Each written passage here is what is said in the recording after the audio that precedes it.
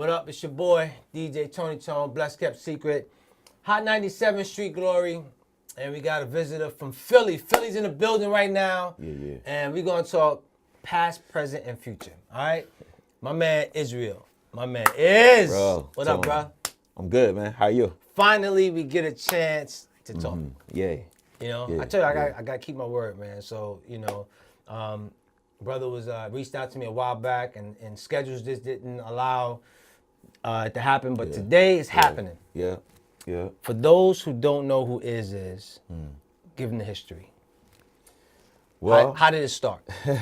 well, it started for me. I was kind of briefly just sharing the story a little earlier, man. It really started for me musically as a child. My dad had me in the studio as a young dude. He was working on music, and just have some family that are heavily involved in the music, and that just stayed with me as a young man.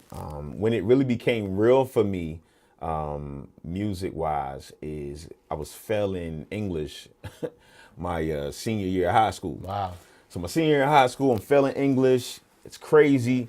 And, I'm one of the starters on the basketball team. My coach is giving me and my boy the business because we both fell in English. This shouldn't be happening. Right. You guys are talking about going to D1 schools at this time. We got some things on the table. Shouldn't be failing English.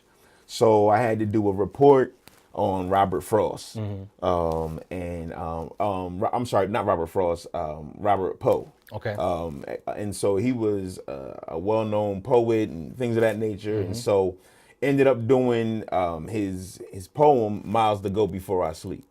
And so got some information from him. He was from Philly, learned of him, dug into it, began to start taking that really, really serious, how he was just communicating, learned where he was coming from and some of the feelings that he was having. He was almost, there was people that thought he may have been even schizophrenic. Okay. It was some interesting things about his life, but he was able to kind of put all that out on paper and music. Okay.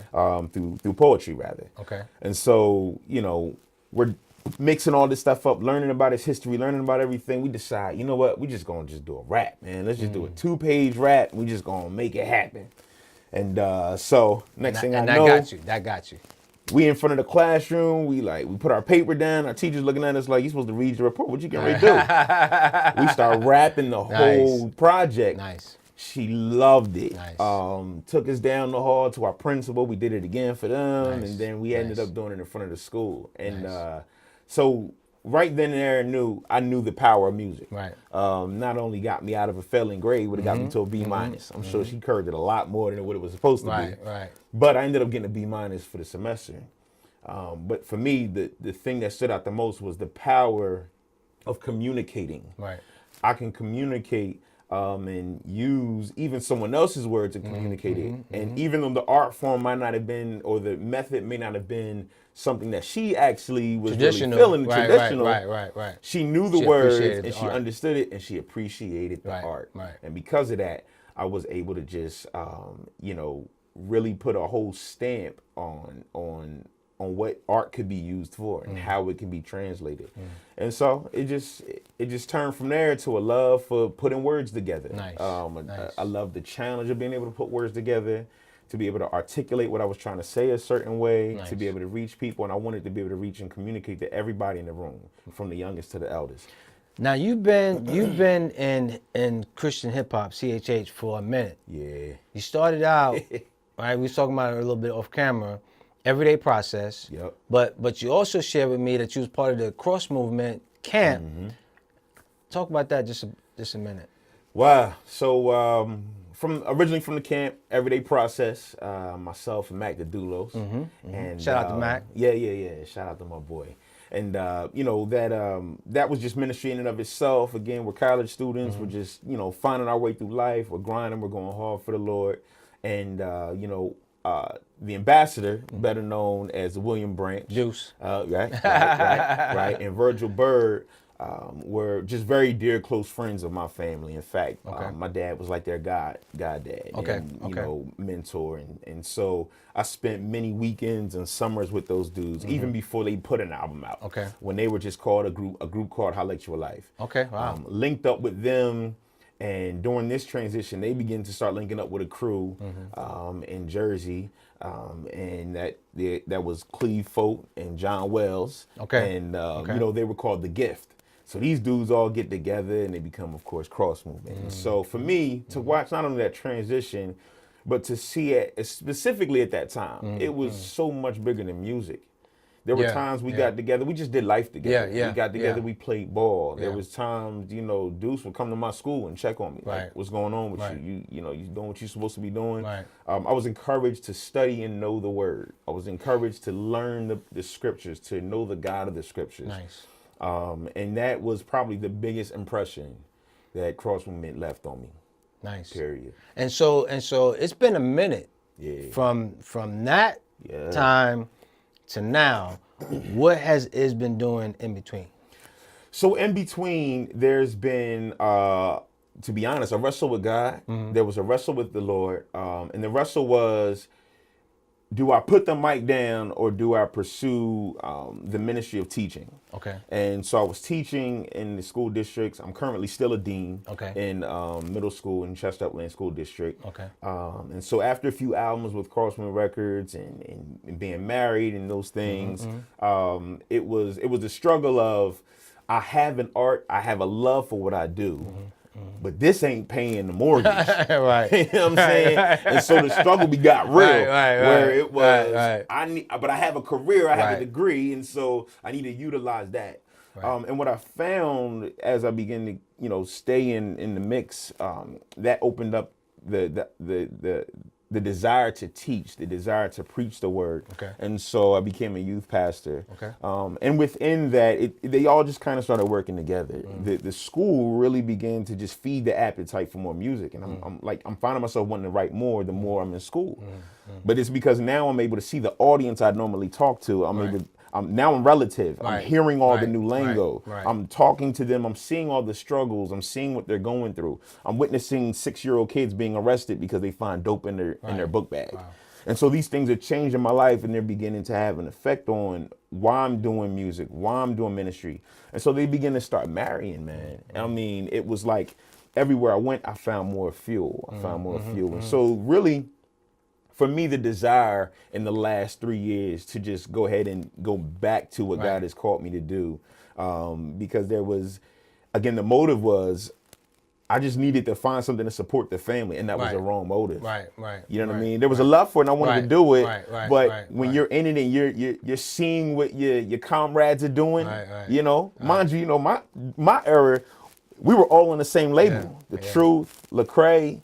You know what I mean? And then to see these dudes excelling, and then you like, man, all right, so what do I need to do? What formula can I come up with to be like that? So then I can start doing it too. And with the wrong motive, that really took away the passion, because I started really seeking an agenda. I really started seeking money. It became more about you than it became about the purpose of glorifying God. Absolutely. And so the Lord was gracious and he was kind. To really allow me to see that, so that was there was a lot of unforgiveness in my heart. There was a lot of personal stuff battling with me and the Lord and others, and so there were things I had to let go, and that's really where the Lord, once he began to start stripping and removing those things, it was almost like I was able to see clear again. It was like, man, if I don't even sell another record, you know what I'm saying? I do this for the glory of God. Your why became clear. Absolutely. It became clear and apparent as to the reason why you're doing it. And that's important, man, because too many people want the lights, they want the stage, they want the fame, and they haven't defined the why. And the why, ladies and gentlemen, is the most important reason. And the why is what will sustain you in the hard times. If you don't define your why, you will be frustrated, you will be confused, you will be like a ship without a sail, as they say. You will be tossed from to and fro in a whole nine because you have not defined your why. You have to define your why. That is the course of action that will get you to your destination. So now, you know, again, we kind of linked up through social media. And you sent me your music, and I've played it on the show, and then you sent me the project. And I was like, yo, you know, some artists may have one song, maybe 2 songs. You had about at least 3-4 songs on the joint. And I'm like, this is some good stuff. And the funny part is that the sound has changed from back then to now, but the sound was quality, it was relevant, and the message was on point. And so for me, it was one of those situations where I was like, you know what?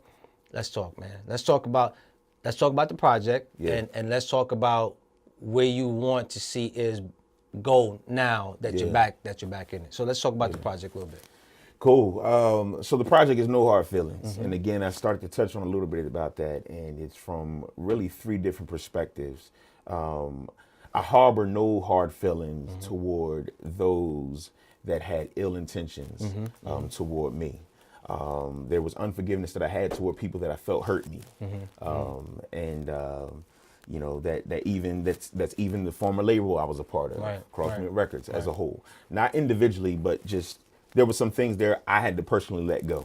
And I had to forgive, and that was when I was able to actually move on. And so I had to forgive some, I had to forgive others. There was a period of time me and my wife went through a separation, and it was due to some people, particular person not being honest and just really just throwing dirt on a whole situation, and it wasn't even that. And so my wife and I had to work through that and transition through that. And so I'm thankful to the Lord that He's not only restored us, but we're stronger than ever. Amen. Thank you. And so I had to forgive the things that took place there. I also realized that even though I was a Christian, I said I love the Lord. I said I'm doing His work. I was harboring animosity toward the Lord. I was angry at God. I was angry at God for the loss of a child. I was angry at God for the detour that I took. But it was part of His permissive will, right? Like, why am I here? Why did this happen? Why did that happen? And the Lord is like, yo, I've been with you all the time, and this has been part of my plan. This has been part of the execution that is going to be necessary for the perfecting of your faith. And so for me, I had to forgive God. I had to forgive, Lord, I'm sorry. I repent because I'm harboring unforgiveness toward you. I'm running it like, yo, I'm serving the Lord and I'm about the Lord. But no, I'm really not trying to get as close as you as I know I need to, because you're going to show me more about myself. And that's causing me frustration and anger toward you. And then that, of course, is the third thing where I had to forgive myself. I had to forgive myself for being disobedient. I had to forgive myself for decisions and choices that I made that I now have to live with. Things and moves I made earlier on as a teenager, decisions I made as an adult that I now have to live with. It does no good to stay in that place and to just keep beating yourself about it. I find like Christians, we do that for whatever reasons. Oh man, I ain't perfect. We already know that already. But keep moving forward. Keep moving forward. And so that's what No Hard Feelings is about, bro. It's about forgiving others, forgiving God, forgiving the Lord. Not that He needs our forgiveness, but it's a matter of you being in the right position to accept the things that He's allowed to happen, and to trust His process. Being honest with yourself and being honest with the Lord. Nice. Absolutely. And then forgiving yourself. Nice. And forgiving yourself. Where can people find you, man? All digital outlets. All digital outlets right now, from Tidal to iTunes, Google Play, Spotify. And what's the social media? Israel EP. Okay, Israel EP. Israel EP on all social media. And they can get the EP, No Hard Feelings, on all digital outlets. All digital outlets, yes sir. Okay. Yes sir. All right. All digital outlets. Ladies and gentlemen, you heard it. My man from Philly he's back in the game. Yeah. You cats better watch out. He's got experience. Make sure you tune in Sunday mornings. Street Glory, Hot 97, 7 a.m. to 8 a.m. on your radios. Tell a friend, tell a friend. Till next time.